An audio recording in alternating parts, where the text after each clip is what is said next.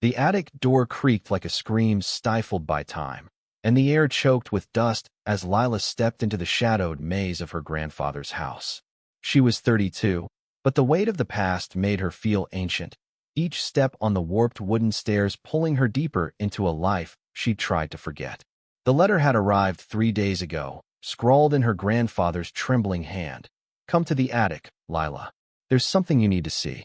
Her boots thudded softly against the floorboards, stirring motes that danced in the slivers of light piercing the attic's lone window. Boxes teetered in precarious stacks, their edges softened by decades of neglect. She hadn't been here since she was 12, when her grandfather's laughter still filled the house, before the silence took over, before her parents' car accident, before she was sent away to live with an aunt who never understood her grief. Lila's flashlight beam swept the room, catching glints of forgotten things. A cracked mirror, a rusted bicycle wheel, a doll with one eye missing. Her breath hitched as she remembered the summer she'd spent up here, hiding from the world, scribbling her heart into a diary she swore she'd never lose. But she had lost it along with so much else when she left this house behind. Now, she was back, chasing a cryptic summons from a man she hadn't seen in 20 years. "Lila," a voice rasped, thin as paper, from the far corner. She froze, her pulse hammering. An old man sat in a sagging armchair, his face half hidden in shadow, his eyes glinting like coins in a well. Her grandfather, Elias, was barely recognizable, his once robust frame now frail, his white hair wild as a storm cloud. "You came, Grandpa." Her voice cracked, a child's again.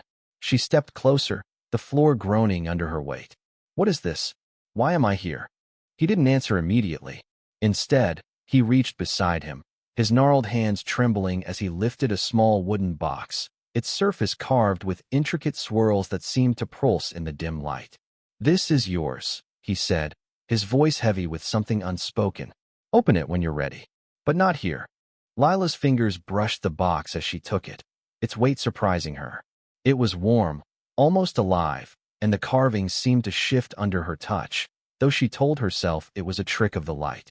"What's inside?" she asked, her voice barely above a whisper. "Your truth," Elias said, his eyes locking onto hers. "The things you buried. The things you need to face." She wanted to press him, to demand answers, but his gaze drifted past her, as if seeing something or someone else. "You're not alone in this house," he murmured, his voice fading. "Never were."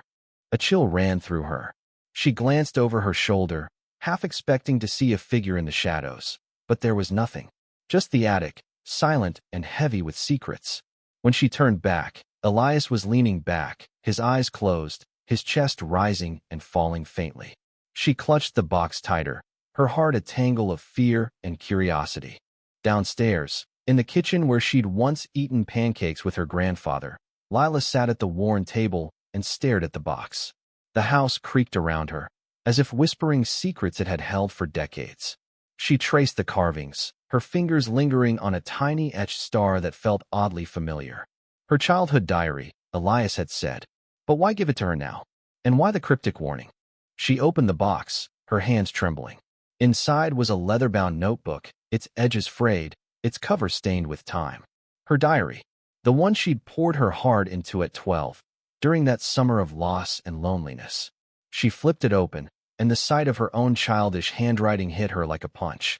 "I wish I could forget. I wish I could make it all go away." The words blurred as tears welled up. She hadn't forgotten, not really. The pain of her parents' death, the guilt of surviving, the anger at being sent away, it was all still there, buried deep. But as she turned the pages, something strange caught her eye. Entries she didn't remember writing. Dates that didn't make sense. July 15th, 2005. "The man in the attic watches me. He knows what I did." Her breath caught. She'd stopped writing in this diary in 2003, when she was 12. She hadn't been back to this house since. So who had written these words? And what did they mean? The sound of footsteps overhead snapped her out of her thoughts. Slow, deliberate steps, pacing the attic. Her heart pounded as she stared at the ceiling, the box still open in her lap. Elias was upstairs, wasn't he? She'd left him there, frail and barely conscious. So who was moving? She grabbed the diary and shoved it back into the box, her hands shaking. The footsteps stopped, replaced by a low, rhythmic tapping, like fingers drumming on wood. She stood, her chair scraping against the floor, and called out, "Grandpa? Is that you?" No answer. Just the tapping, growing louder, more insistent. She clutched the box to her chest and backed toward the stairs, her eyes fixed on the ceiling. The house felt alive, its walls closing in, its shadows whispering. She needed answers, but not here, not now. As she reached the front door, the tapping stopped. Silence pressed against her, heavy and oppressive. She glanced back at the staircase leading to the attic, half expecting to see Elias or someone else standing there. But there was nothing. Just the box in her hands, its carvings warm against her skin, and the diary inside, filled with words she didn't write. She stepped outside, the cool night air a shock against her flushed face. The house loomed behind her, its windows like eyes watching her go. She'd be back, she knew that. The diary, the box, her grandfather's words, they were pieces of a puzzle she couldn't ignore. But for now, she needed distance. She needed to breathe. Lila drove through the night, the box on the passenger seat of her beat-up sedan, its presence a weight heavier than its size suggested. The highway stretched endlessly before her, a ribbon of asphalt under a sky bruised with storm clouds. But her mind was back in the attic, replaying her grandfather's words. "You're not alone in this house." The diary's unfamiliar entries burned in her thoughts, each word a splinter under her skin. She checked into a motel at dawn, the neon sign flickering like a dying star. In the dim room, she sat cross-legged on the sagging bed and opened the box again. The diary's leather cover was soft under her fingers, almost comforting, but the pages inside were anything but. She skimmed the entries. She remembered her childish hopes, her grief, her anger, but kept returning to the ones she didn't. August 3rd, 2005. The shadow in the attic moves when I'm not looking. It knows my name. Her stomach twisted. She hadn't been in that house in 2005. She'd been hundreds of miles away, living with her aunt, trying to rebuild a life from the ashes of her past. So who had written these words? And why did they feel so personal? She flipped to another page, dated 2007. "Lila, you can't run forever. The truth is in the house." A knock at the door made her jump, the diary slipping from her hands. She froze, her heart racing, as the knock came again, sharp, insistent. "Who's there?" she called, her voice unsteady. "Room service." A woman's voice answered, muffled but warm. Lila hesitated, then opened the door a crack. A woman stood there, maybe 50, with kind eyes and a tray of coffee and pastries. "Didn't order anything," Lila said, her grip tight on the door. The woman smiled, undeterred. "On the house. You look like you need it." Her name tag read Clara. Something about her, maybe the gentle tilt of her head, or the way her eyes lingered a moment too long, made Lila uneasy. But she took the tray, muttered a thanks, and closed the door. As she sipped the coffee, Lila's gaze drifted back to the diary. Clara's interruption had broken her focus, but now the words seemed to pulse on the page. She read another entry, dated 2010. "The old man says it's time. He says you'll come back, Lila. He's waiting." Her hands shook as she closed the book. This wasn't just a diary, it was a message, a warning, written by someone who knew her, who knew she'd return. She needed answers. She called the hospital where her grandfather had been admitted years ago, after she'd left. The nurse on the line was curt but helpful, confirming Elias had been released in 2004, but had no records of visitors or caretakers. "He kept to himself," the nurse said. "Strange old man. Always talking about a girl who'd come back one day." Lila hung up, her mind spinning. She drove back to the house that afternoon, the box in her lap, the diary's weight anchoring her to a past she didn't fully understand. The house looked different in the daylight, less menacing, but still heavy with secrets. She climbed the attic stairs again, her flashlight cutting through the gloom. Elias wasn't there. The armchair was empty, its cushions sagging as if no one had sat in it for years. But something new caught her eye, a small, faded photograph tucked into a crack in the wall. It showed a young girl, Lila, maybe 8, laughing with a man who wasn't her grandfather. His face was sharp, his eyes intense, and he held her hand tightly. She didn't remember him, but the sight of the photo sent a jolt through her. On the back, in unfamiliar handwriting, "To Lila, from Amos. Keep the light burning." Amos. The name meant nothing, yet it stirred something deep, like a memory just out of reach. She tucked the photo into her pocket and searched the attic, finding nothing but more dust and shadows.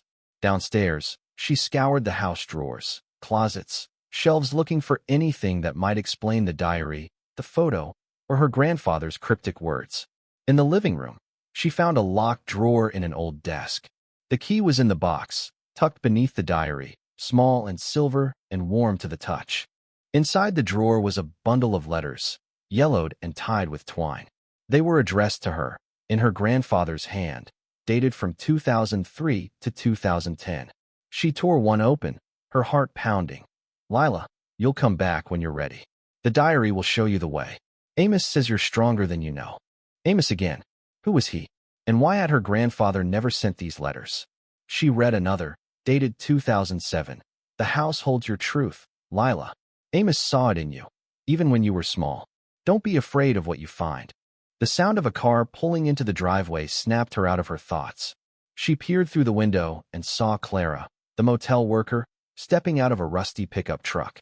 Lila's pulse quickened. Why was she here? Clara knocked on the door, her smile as warm as before but tinged with something else knowing. "Perhaps. I need to talk to you," Clara called. "About Elias. About the diary." Lila opened the door, her grip tight on the box. "How do you know about the diary?" she demanded. Clara's smile faded. "I knew Amos," she said softly. "And I know what you're looking for." Lila stood in the doorway, the box pressed against her chest like a shield. As Clara's words hung in the air, "I knew Amos." The name echoed in her mind, unfamiliar yet heavy, like a stone dropped into still water. Outside, the wind howled, rattling the windows of the old house, as if urging her to listen or to run. "Who's Amos?" Lila asked, her voice sharp with suspicion. Clara stepped inside, uninvited, her eyes scanning the room as if she knew every corner. She was older than Lila had first thought, her face etched with lines that spoke of a life lived in shadows. "Amos was a friend of your grandfather's," Clara said, settling into a chair without asking. "He was different, saw things others didn't. He lived in this house for a while, after you left. Watched over it. Watched over you, in a way." Lila's grip on the box tightened. "I don't remember him. And why are you here? How do you know any of this?" Clara's gaze softened, but there was a steel beneath it. "I was your grandfather's caretaker, after his hospital stay. He talked about you all the time. Said you'd come back for the diary. Amos told him you would." Lila's head spun. She sank onto the couch, the letters from the locked drawer spilling onto her lap. "These mention Amos," she said, holding up the bundle. "But they don't explain anything. And the diary someone wrote in it after I left. Things I don't understand. Things that scare me." Clara leaned forward, her voice low. "Amos wrote those entries. He believed the diary was more than just a book. He said it held your memories, your pain, things you locked away. He thought it could help you heal." "Heal?" Lila's laugh was bitter. "I was 12 when I lost my parents. This house, this diary, it's just a reminder of everything I couldn't save." Clara's eyes held hers, unflinching. "Amos thought you saved more than you know. He saw something in you, even back then. Something strong. That's why he left you the box." Lila opened the diary again, her fingers trembling as she found another unfamiliar entry. September 12, 2008. "Lila, you're the light in this house. Don't let it go out." She slammed the book shut, her chest tight. "This doesn't make sense. If Amos was here, why didn't I meet him? And why is my grandfather acting like he's still here?" Clara hesitated, her hands twisting in her lap. "Amos isn't here anymore. Not in the way you think. He passed in 2010, but he left something behind. Something in the attic." Lila's blood ran cold. She thought of the footsteps, the tapping, the photograph in the attic. "What did he leave?" she whispered. Clara stood, her movements slow, deliberate. "Come with me. You need to see it." Against her better judgment, Lila followed Clara up the attic stairs, the box tucked under her arm. The air grew thick, the shadows deeper, as they reached the attic. Clara pointed to a corner where a small, locked trunk sat, half hidden under a tarp. "That's his," she said. "Amos's. He said it's for you." Lila's hands shook as she used the key from the box to unlock the trunk. Inside was a collection of strange objects, a pocket watch that ticked backward, a bundle of pressed flowers, a sketchbook filled with drawings of a young girl, her, unmistakably, at different ages. And at the bottom, a letter in Amos's handwriting. Lila, you're the keeper of this house's heart. The diary will show you why. She looked at Clara, her voice trembling. What was he to me? Why does this feel like I'm losing my mind? Clara's face softened, but her words were firm. Amos was a wanderer, a man who saw things past, present, maybe even future. He stayed here to protect this house, to protect you. He believed you'd come back to face what you left behind. Lila's knees buckled. She sank to the floor, the sketchbook open in her lap. The drawings were vivid, almost alive. Her at 8, laughing, at 12, crying, at 20, staring out a window. How had Amos known her so well? And why did his presence feel so close, even now? That night, Lila stayed in the house, unable to leave. She read through Amos's sketchbook, each page a window into a life she didn't fully remember. One drawing showed her standing in the attic, holding the box, with a shadowy figure behind her. Her grandfather? Amos? Or something else? The house was quiet, but the silence felt alive, watching her. She fell asleep on the couch, the diary beside her, and dreamed of the attic-off footsteps, of a voice calling her name, of a light that burned brighter than it should. When she woke, the box was open, the diary turned to a new page. A single sentence was written in fresh ink. Lila, go to the cellar. The truth is there. Lila stared at the diary's fresh ink, her heart pounding so hard she thought it might break through her ribs. The cellar. She hadn't been down there since she was a child, when it was just a damp, forgotten space filled with broken furniture and spiderwebs. But the words, the truth is there, felt like a command, pulling her toward the unknown. She grabbed a flashlight and the box, leaving Clara asleep on the couch. The cellar door was in the kitchen, its paint peeling, its hinges rusted. She hesitated, her hand on the knob, the memory of the attic's footsteps echoing in her mind. But she couldn't turn back now. Not after the diary, the letters, Amos's drawings. She twisted the knob and descended into the dark. The air was cold and heavy, smelling of earth and decay. Her flashlight beam cut through the gloom, revealing shelves of mason jars, their contents long spoiled, and stacks of crates covered in dust. At the far end of the cellar, a wooden panel was set into the wall, its edges worn but deliberate, as if hiding something. Lila's pulse quickened.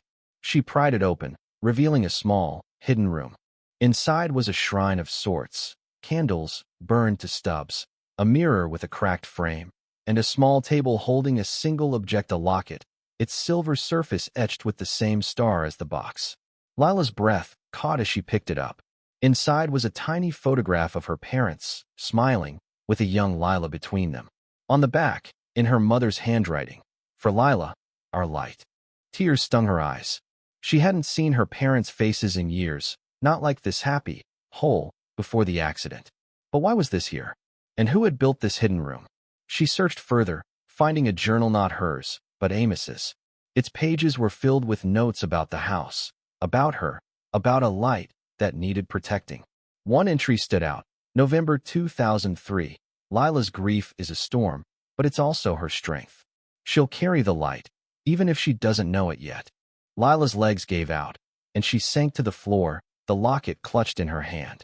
Amos had known her parents. He'd known her. But how? And why had he hidden all this?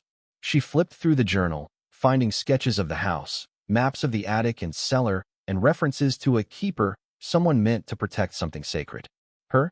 A low creak came from the cellar stairs. Lila froze, her flashlight flickering. Clara, she called, her voice echoing in the small room. No answer. Just another creak, closer now. She stood, the locket and journal in her hands, and edged toward the door. The beam of her flashlight caught a figure at the bottom of the stairs, not Clara, but a man, tall and shadowy, his face obscured. Lila, he said, his voice soft but resonant, like a memory given form. You found it. She stumbled back, her heart in her throat. Who are you? She demanded, her voice shaking. The figure stepped into the light, and she gasped. It was the man from the photograph, Amos. But he wasn't old, not like her grandfather. He looked young, vibrant, his eyes burning with an intensity that made her skin prickle. I've been waiting, he said. You're the keeper now. Amos, she whispered, her mind reeling. You're dead, Clara said.